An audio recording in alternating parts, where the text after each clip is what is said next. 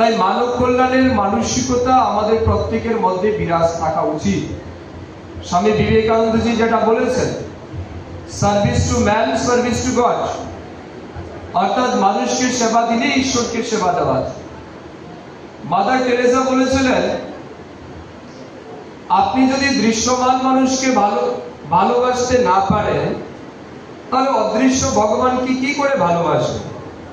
এখানে এমন কেউ আছেন যিনি ভগবানকে দেখেছেন? এখানে এমন কেউ আছেন যিনি শিবকে দেখেছেন? একজন হাত তুলেছে, উনি হয়তো সৌভাগ্যবান, বাকি কেউ দেখেনি। আপনিও দেখেছেন ভগবানকে? কোন ভগবান? হ্যাঁ, নিরাকার ভগবান। কিন্তু আমি বলছি, আপনি যে ভগবানকে পূজা দিচ্ছেন প্রতিনিয়ত, সে শিব হোক, কালী হোক, দুর্গা হোক, কৃষ্ণ হোক, রাধা হোক, কিংবা আপনার আরাধ্য কোনো দেবতা, কখনো দেখেছেন তাদের? এখানে হয়তো অনেকেই দেখেনি, অনেকে কি আমার মনে কেউ দেখেনি। তার মানে কি, দৃশ্যমান যারা আছে তাদেরকে আমরা ভগবান মনে করছি।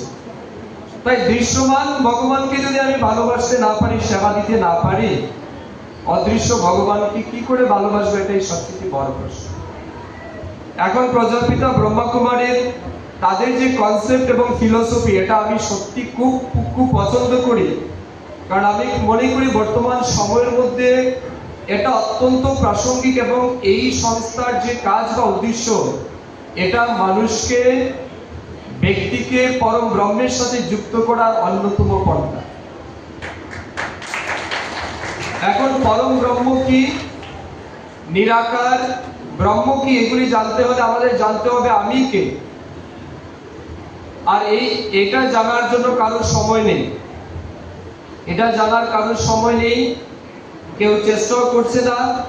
যার ফলে আমাদের সমাজে অনেক অশান্তি, পরিবারে অশান্তি, ভাইয়ের মধ্যে অশান্তি, স্বামী স্ত্রীর অশান্তি, ব্যবসায়িক ক্ষেত্রে অশান্তি, সার্বিক ক্ষেত্রে মানুষের অশান্তি।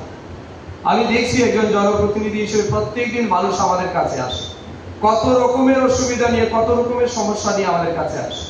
আমি দেখেছি এতগুলি সমস্যার একটাই মাত্র সমাধান হতে পারত যদি তারা ব্যক্তি জীবনে স্যাটিসফাইড থাকে।